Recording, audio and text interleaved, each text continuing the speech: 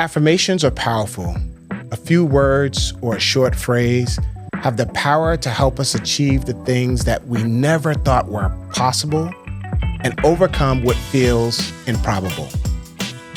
I know this firsthand because I've used affirmations to pull myself out of a very dark place in my career, and I've also used affirmations to inspire my children to pursue and achieve their wildest dreams, to work hard, be smart, and do good things. These have been the words that I've used over the last 2 decades to remind my kids every day of what they're capable of. I'm excited today to welcome our guest, Cynthia Barnes, to the show to share her insights on how you and I can use affirmations to drive performance and improve our teams. Welcome to Conversations That Matter. Imagine setting out on a journey that not only elevates your understanding of leadership, but transforms how you navigate personal growth and empowerment. Hear firsthand from industry leaders authentic stories, actionable insights, diverse perspectives, community engagement, and continuous learning. Welcome to Conversations That Matter. And now your host, Ed Ross. Affirmations are really special. It's a term that we hear people use a lot, but a lot of people don't do the work to really understand affirmations. So I'm excited today to have one of my very, very best friends on the show and to have you share with our audience the exciting work that you're leading and doing right now, and for our audience to get to know you better. I have the pleasure of knowing you and knowing lots about you, but I'm excited for our audience to get to know more about you, hear about the work that you're doing, and hear about where you're going, because I know this is a great time for you. It is. So with that, I'm excited to welcome my dear friend, Cynthia Barnes, to the show. Thank Cynthia, you. welcome. Thank you. You know, we've been going back and forth, prepping for the show, Yep. talking about where we're going to go. But I thought that we'd go backwards just a little bit. Okay. And let's talk about the work that you did with your organization to empower women sales professionals. I know that with everything going on right now in society, this is an exciting time, Yeah. but you were a trailblazer. You were doing this before people got on the bandwagon. Take us back and help us understand the work that you were doing with the National Association of Women Sales Professionals and why you started there. Back in 2016, I had this crazy idea. I had a hypothesis. Okay. And the hypothesis was, in a world where traditional sales approaches were created by men for men at a time when men made up the entire sales force, nothing wrong with them. After all, I got to the top 1% using them, and so it did a lot of my female colleagues. I wanted to know how much faster could women reach the top 1% if we had sales approaches that identified and worked with the unique challenges we faced and helped us overcome them. So that was my hypothesis. And I worked with the Lean Startup Company, and I worked on that hypothesis, and I got proof of concept. And I started working with that. Started a meetup group in Detroit, went to Grand Rapids, went to Chicago. Pretty soon, it spread like wildfire. And then we got our first sponsor, and I said, well, I should change it from a meetup group to an actual organization. Okay. And before we knew it, it was a real thing. Now, you talk about getting to that 1%. Like the top 1% in sales is an elite group. Yes. We know that there are statistics today that show that women outperform men in a variety of categories, one of them being sales. Yes. Now, I know that some people are not going to take well to that, That's okay. but the data is the data. The data doesn't lie. And a good friend of mine would always say, if you give me data, I can help it tell whatever story you want it to tell. So the data shows that women do, in fact, outperform men in sales. Yes.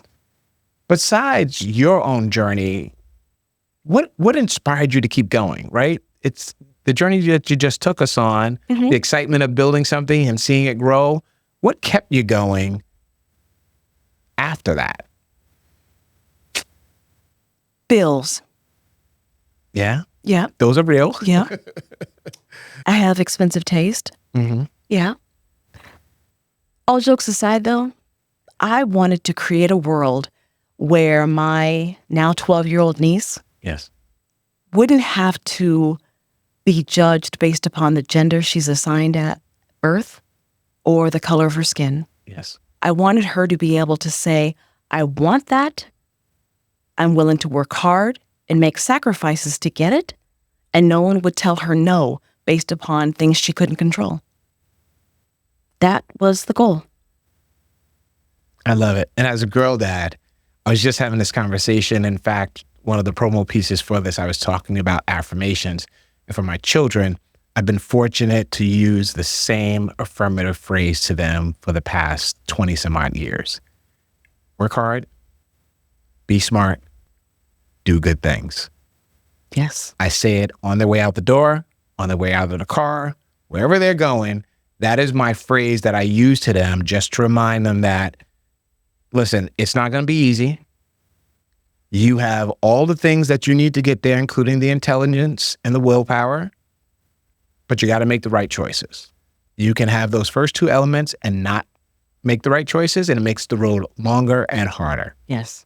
And so I want to now switch and talk a little bit more about how the work that you did with the National Association of Women Sales Professionals has actually led you into the work that you're spearheading today. That being said, you talk a lot about the concept of re-engineering confidence, and it sounds provocative. I want to know more. Tell us more about what it means to re-engineer confidence, especially where we're at a time where some people think that certain groups should be humble, and that strips away your confidence in ways. So tell me more about your concept of re-engineering confidence. So back in 2018, I held a roundtable discussion. CEOs and VPs, C-level leaders of sales, all around the table. And I asked them if a male individual contributor wanted to ascend to sales leadership, what would you coach him on? And they smiled and they said, P&L, business acumen, all those good things. Okay. Made sense, right? And I said, sure, yeah. So we talked about that, forecasting. And I said, so if a female individual contributor wants to do the same, ascend to sales leadership, what do you coach her on? Oh, well, we've got to get her confidence up. And I said, why the discrepancy? Why doesn't she need business acumen training? And they said, well, we've always done it that way, but that's what we see. So it dawned on me two things. Number one, the playing field wasn't ever going to be level as long as we had that mindset. You can't have women trained on different things, yet expect them to know the same things and hold them to the same standard. And then it also dawned on me that there was a gap, that we want women to show up confidently, but when we do have women show up confidently, we label them in a certain way. And because this is a certain kind of show, we're not going to call it out, but you know what that word is, right? I do. So the challenge becomes, how do we have it both ways? How do we have women show up confidently and assertively, and yet have them not be labeled? And I don't think we can have it both ways. So we have to pick our poison. Okay. So again, we go back to legacy, and we look at your daughters and my niece. What do we want? Do we want to pacify those who label them? Or do we want to create a generation of women who are not going to worry about the labels and who show up assertively and get things done? Because they know that when they show up authentically and powerfully, they give others license to do the same. Yeah. Yeah, that's a real easy answer, me. Yeah. Like I said, being a girl dad, also being the head coach of a women's wrestling program. Right? You know, we had an opportunity to talk a little bit earlier about we want women that show up confidently, that know that the odds are stacked against them in some ways, but they are not intimidated by those odds, right? Right. They're still able to go out and achieve whatever it is that they want.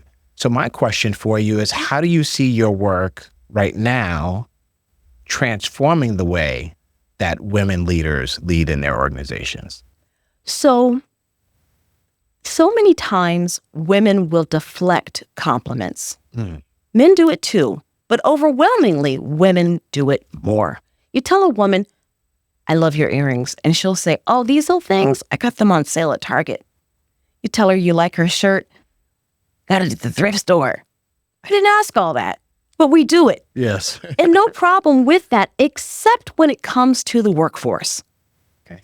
When she says, oh, it was a team effort, or I didn't have anything to do with that, she sends subtle messages that make leadership doubt her abilities and capabilities. So what I'm trying to do is there's a framework I have in place that has women accepting daily affirmations to combat that. It's a daily practice to accept praise so that we can reverse engineer confidence, create new neural pathways, and create a new cognitive response. Yeah. And I think that leads to one of my favorite phrases that I've heard you use over and over again. Thank you. It's true. Yes. Now, many of our audience members don't know the story. I'm not going to keep it to myself. I'm tempted to keep it to myself, but I'm not. I want them to hear the origin of thank you, it's true, and how you're leveraging it today and the conversations that you're having with women leaders. So, women deflect compliments. Yes. But in Uganda, East Africa, women respond to compliments not by deflecting, not by downplaying. They respond by saying, thank you, it's true. It's a gorgeous phrase. Not only are they accepting the compliment by saying thank you, and for a lot of women, that's hard enough. But to own it by saying it's true, that's a whole nother level. It's like rocket fuel for your confidence. Because when I say, I just got these at Target, if you give me a compliment and I deflect it, I'm telling you a whole lot about my self-worth. It's in the toilet. I'm also slapping down your compliment, and that makes you feel badly. No one wins. But when I accept the compliment and then own it, I give you permission to own yours too. And then we have a whole culture of women owning their awesome. And then we have young girls owning their awesome. And if we can teach young girls to own their awesome, then maybe we don't have to fix adult women. I love it. As I said earlier, what's the response been so far? Because in some ways, I would imagine that some people could hear that phrase and think, oh, wait a minute, excuse me? What did you just say? Oh, yeah. On the other hand, I can see some stepping into it as recognizing an opportunity to graciously say, thank you. It is true.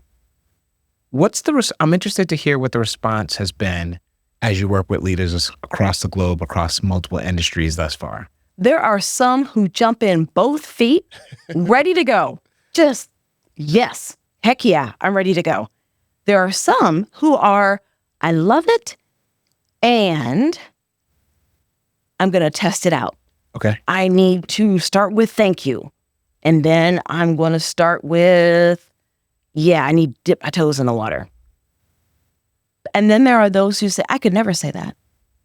They have a ways to go because they are not confident enough to even say thank you. They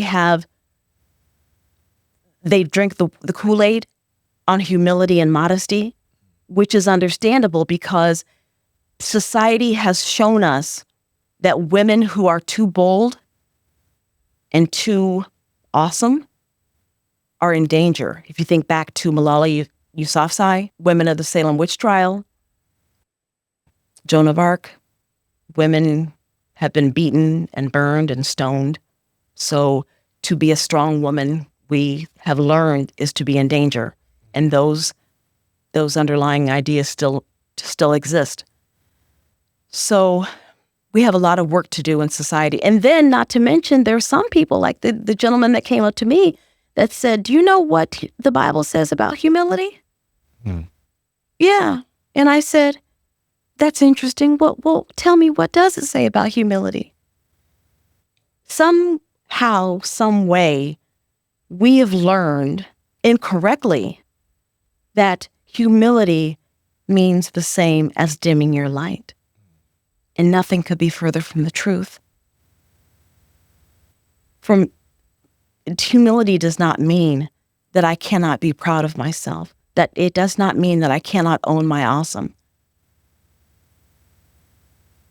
We have a lot of work to do. Yeah. I'm up for it, though. Yeah, I know you are. I know you are. If there's somebody I'm bet my money on, it's you. It's you. And, it's interesting because I think that introduces an interesting dichotomy of, as a leader, there's this struggle between providing feedback and then now we're introducing this thought of affirmation where sometimes we don't receive it ourselves. And as you shared, sometimes women don't hear it themselves and they've got to coach themselves through it.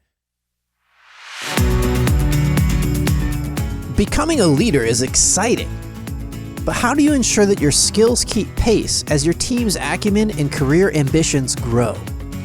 Now more than ever, global leaders are looking for ways to develop for the future of work. We understand the pressures of striving to balance your personal development with your team's growth. That's why we've created the Periodic Table of Leadership Development. Our interactive platform provides you with access to modern, bite-sized content, transformative tools, thought-provoking perspectives, in real-world simulations to accelerate individual and organizational performance. You've worked hard to become the leader that you are today. Now you can access our library of leadership elements, unique learning journeys, and exclusive conversations. Subscribe to our newsletter so you can be the leader your team deserves. If I am not a leader who is practicing affirmation, my work isn't being acknowledged, how do I transform and become a leader who is actually encouraging my staff, especially the women on my team, to own their awesome? Intention. You have to make it a deliberate practice. And sometimes you actually have to put a reminder in your phone. I need to go out and deliberately praise my team so that they in turn know to say, thank you, it's true, so that it becomes second nature. Someone once said, what gets measured gets improved. And if that's what it takes, then that's what it takes. I can't see any other way to do it. Yeah, it's challenging. Again, thinking back to the teams that I've led, I am a firm believer of creating a culture that promotes the end result before we get there. Mm-hmm. So I always want my team to feel like we're celebrating the championship every day in small little ways. But there are challenges that you don't know that people are dealing with, Mm-hmm. right? Like I used to always remind our leaders that we are managing people. Mm-hmm. So when someone comes to you in the middle of the day and they say, I need to leave because my dog is sick, cat's sick, my kid's sick, my husband's sick, my wife's sick, it's okay to say, go ahead and head home, even if we had something that we wanted them to get done that day.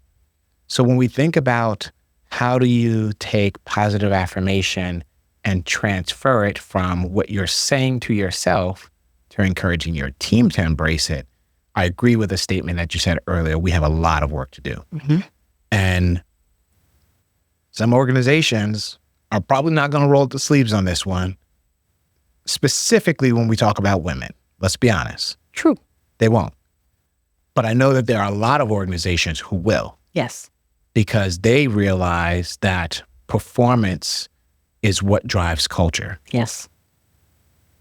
Culture can drive performance. But when we are doing good and feeling good, everything is fine. Yes. Sports, professional, you look at any team you want, when they're on the high horse, things are good. Now, when you're down in the valley, it's a different story. So I want to know from your perspective, as you think about what's next for you, and I'm leading to a piece that you're working on, your book.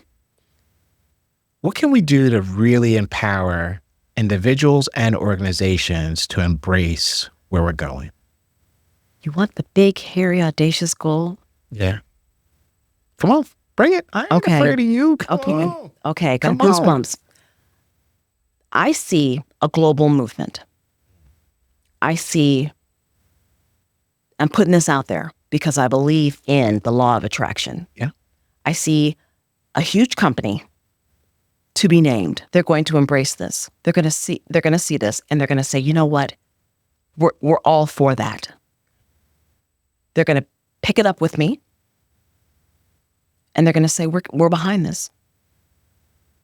We're going to spark a global movement where girls and women are encouraged, are expected to own their awesome by saying, thank you, it's true. It's going to be more than a hashtag. It's going to be the norm. And when you don't say it, people are going to look at you like you have a third eye. Like, what do you mean you're deflecting a compliment? What? We don't do that anymore. Yeah. Who are you? We don't do that. Yeah, that's going to be the norm. We're going to eradicate all of this deflection, downplaying. No, yeah, we're going to rewrite societal norms. That's what we're going to do. I love it. And I love that we can use platforms like this to have these types of conversations that, if we're being honest, they don't happen often. And if they do happen, sometimes they happen in a very secluded space. But now we have a platform that we can use to shine the light bright, right? Yes. On those amazing women sales professionals and leaders. We talk about sales even outside of our industry of sales. Right. The leaders that are doing great work, that are inspiring team, who happen to also be female. Yes. And that's the exciting piece. Yes. So I've known you for a long time. And we've made it a staple of this show to ask a question at the end. All right, bring it. If you could talk to anyone, past, present, maybe even future, Okay. and you could have a conversation with that person, who would it be and what would you say to them?